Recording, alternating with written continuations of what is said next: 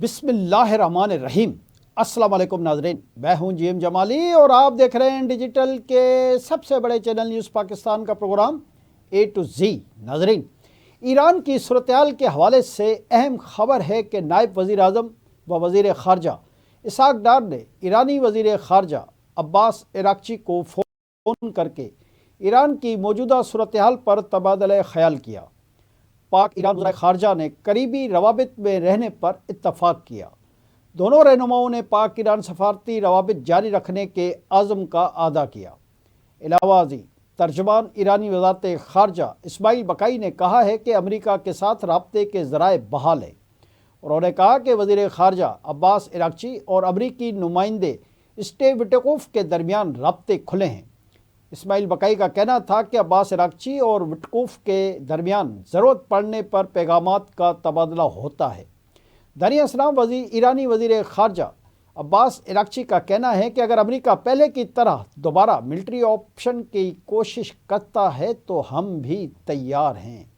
अरब media से गुफ्तगू में ईरानी वज़ीर ख़ारजा का कहना था कि धमकियों और डिक्टेशन के बग़ैर मुज़ाकरात के लिए तैयार हैं। उन्होंने कहा कि हम नहीं समझते कि वाशिंगटन मुनसफ़ाना मुज़ाकरात के लिए तैयार है।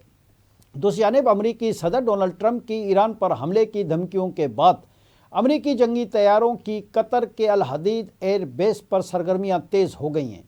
मीडिया रिपोर्ट के मुताबिक इतवार की रात कतर के अल हदीद बेस से कई अमरीकी जंगी तैयारों ने परवाज़ें कीं। KC-135 एयर रिफ्यूलिंग टैंकर और B-52 स्ट्रेटेजिक बमबार तैयारों ने परवाज़ें की हैं। इसी दौरान ईरान में अमेरिका के वर्चुअल सफारत खाने ने अपने शहरियों को ईरान छोड़ने की हिदायत भी करते हुए कहा कि मुल्क भर में होने वाले एहतजाज शिद्दत अख्तियार कर रहे हैं और ये तशद्दुद में बदल सकते हैं।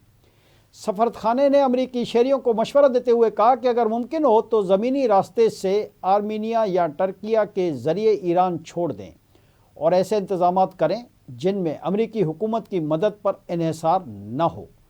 दूसरी तरफ ईरान ने भी अपने मुल्क में मौजूद तमाम अमरीकी शहरियों को फौरी तौर पर ईरान छोड़ने का हुक्म दे दिया है, जबकि दूसरी जानिब ईरानी सुप्रीम लीडर अली खामेनी ने भी हुकूमत के हक़ में मुजाहरों पर खराज तहसीन पेश करते हुए कहा है कि ईरानी कौम मजबूत, ताकतवर और बाखबर है। गैर मुल्की मीडिया के मुताबिक ईरानी रहबर आला अली अल खामेनी ने ख़बरदार करते हुए कहा कि अमेरिका अपने करीबी इक़दामात रोके। उन्होंने कहा कि ईरानी कौम की अजीम रैलियों ने दुश्मनों की साजिशों को खाक में मिला दिया। साजिशों पर अंदरूनी मुल्क किराए के एजेंटों से अमल कराया जाना था। ईरानी सुप्रीम लीडर ने अपने पैगाम में मज़ीद कहा कि अमेरिका अपने आलाकारों पर भरोसा करना छोड़ दे। जी नाज़रीन, इसी दौरान ये खबर भी आई है कि अमेरिकी सदर डोनाल्ड ट्रंप ने ईरान से तिजारत करने पर नई पाबंदियाँ आयद कर दीं। ट्रंप ने खबरदार किया है कि ईरान से तिजारत करने वाले ममालिक पर 25% टैरिफ आयद कर दिया जाएगा। इस इक़दाम का इतलाक़ फौरी तौर पर होगा। उन्होंने कहा कि वो मुल्क जो ईरान से किसी भी किस्म की तिजारत करता है उसकी अमेरिका से जो भी तिजारत होगी इस पर 25% टैरिफ आयद किया जाएगा। कबल अज़ीं अमरीकी सदर ने कहा कि ईरान ने जौहरी मुआहदे पर बात करने के लिए राब्ता किया है, हम उनसे बात कर सकते हैं। गैर मुल्की मीडिया के मुताबिक अमेरिकी सदर डोनाल्ड ट्रंप का फ्लोरिडा से वाशिंगटन DC जाते हुए तैयारे में साफ़ियों से गुफ्तगू करते हुए कहना था कि ईरान के ख़िलाफ़ मुख्तलिफ ऑप्शंस पर गौर कर रहे हैं जिनमें फ़ौजी कार्रवाई भी शामिल है। इधर अमेरिका की ईरान से तिजारत करने वाले ममालिक पर नई पाबंदियाँ आयद करने पर चीन का रद्द अमल सामने आ गया है। वाशिंगटन में चीनी सफारत खाने ने अपने बयान में कहा है कि चीन किसी भी गैर कानूनी एक तरफ़ा पाबंदियों और दायरा इख्तियार के नाजायज़ इस्तेमाल की सख्त मुखालफत करता है।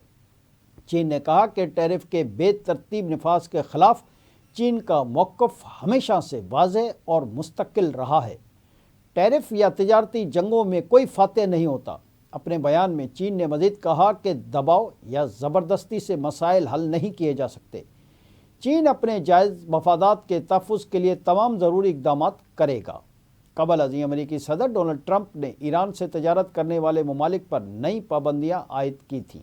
जी नाज़रीन, दूसरी जानिब یورپی کمشنر برائے دفاع ایڈرینسن کوبیلیس نے امریکہ کو خبردار کیا ہے کہ امریکی فوج نے گرین لینڈ پر قبضہ کیا تو وہ نیٹو کا آخری دن ہوگا۔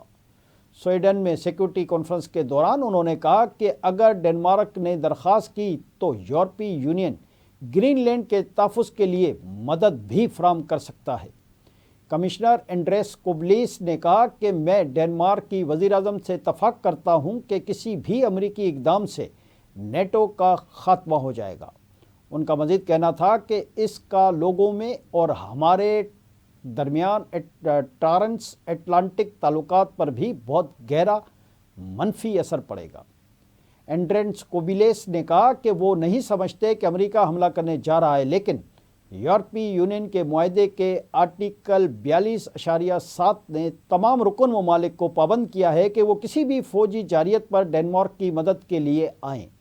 انہوں نے مزید کہا کہ اس بات کا ڈنمارک پر منحصر ہوگا کہ وہ کس طرح کا رد عمل ظاہر کرے گا اور ان کی پوزیشن کیا ہوگی، لیکن رکن ممالک کی یہ ذمہ داری ہے کہ وہ باہمی مدد کے لیے آگے آئیں۔ گزشتہ روز امریکی صدر ڈونلڈ ٹرمپ نے کہا تھا کہ میں وہی ہوں جس نے نیٹو کو بچایا ہے۔ واضح رہے کہ امریکی صدر ڈونلڈ ٹرمپ کی جانب سے گرین لینڈ کو زبردستی حاصل کرنے کے اشاروں اور فوجی طاقت کے امکان پر دنیا بھر میں تشویش پھیل گئی ہے۔